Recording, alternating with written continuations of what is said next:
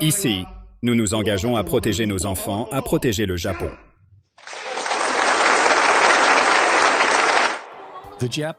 Les Japonais ne sont normalement pas enclins à manifester, mais des milliers d'entre eux manifestent aujourd'hui pour protester contre les tirs expérimentaux mortels et le traité de l'Organisation mondiale de la santé sur les pandémies.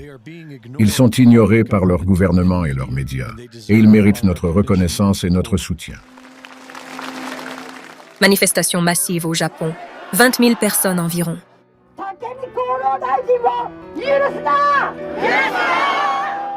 Nous n'acceptont pas les vaccins contre la grippe à ARNM. Arrêtez de fabriquer des vaccins à réplicons dangereux.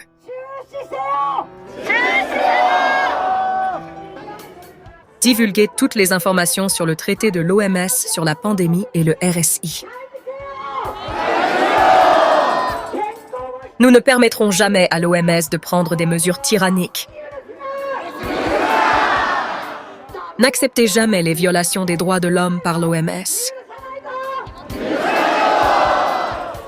Arrêtez les vaccins à ARNM toxiques et mortels. Les gens du monde entier prendront conscience aujourd'hui de nos protestations contre le traité de l'OMS sur la pandémie. Ils lancent une action collective en justice pour les familles qui ont perdu des êtres chers à cause des injections mortelles, et pour ceux dont la vie a été détruite. Les plaignants sont entendus lorsqu'ils racontent leurs histoires douloureuses. Puis vint l'autopsie, un moment où mon fils, autrefois plein de vie, gisait seul dans une pièce sombre et froide, dans une boîte en aluminium argenté, attendant d'être autopsié pendant une journée entière. Cette image refuse de quitter mon esprit. Je ne peux pas l'oublier. Ne détournez pas le regard de la réalité. Pourquoi la vaccination n'est-elle pas interrompue? Combien de temps cette situation sera-t-elle ignorée? Masayasu Inoue, professeur de médecine à l'université d'Osaka, a récemment lancé un avertissement au monde entier. Le Japon a passé un contrat avec l'OMS pour développer un nouveau vaccin contre la maladie X. Ce vaccin devrait être déployé dans le monde entier dans le courant de l'année. A new vaccine for disease X, which is expected to be deployed worldwide. Un plan a été mis en place pour réduire à moins d'1 an le temps de développement des vaccins, qui prend habituellement plus de 10 ans. Opération Warp Speed. Cette opération a été utilisée pour dissimuler la mauvaise conception des vaccins génétiques sous le prétexte de gagner du temps. Et c'est un médicament extrêmement dangereux qui a été choisi. Je pense que l'utilisation frauduleuse de la thérapie génique expérimentale sur des personnes en bonne santé, en particulier sur des enfants en bonne santé, est une violation extrême des droits de l'homme. Le gouvernement japonais est le premier au monde à approuver un nouveau type de vaccin appelé vaccin autoréplicatif à réplication. Il prévoit de commencer à le fournir cet automne et cet hiver. Le ministère de l'Économie, du Commerce et de l'Industrie accorde d'énormes subventions à ce projet. Les usines de production de nouveaux vaccins sont construites les unes après les autres au Japon.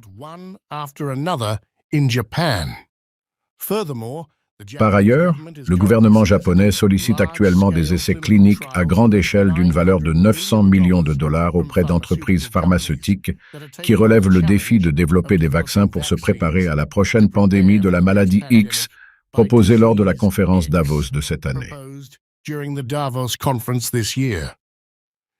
Si le Japon devenait l'auteur d'un vaccin, il causerait des dommages irréparables aux générations futures. C'est pourquoi les actions du gouvernement japonais doivent être stoppées par des collaborations internationales.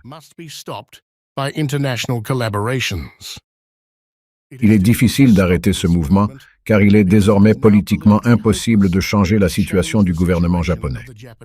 Le message que j'aimerais transmettre au monde est le suivant.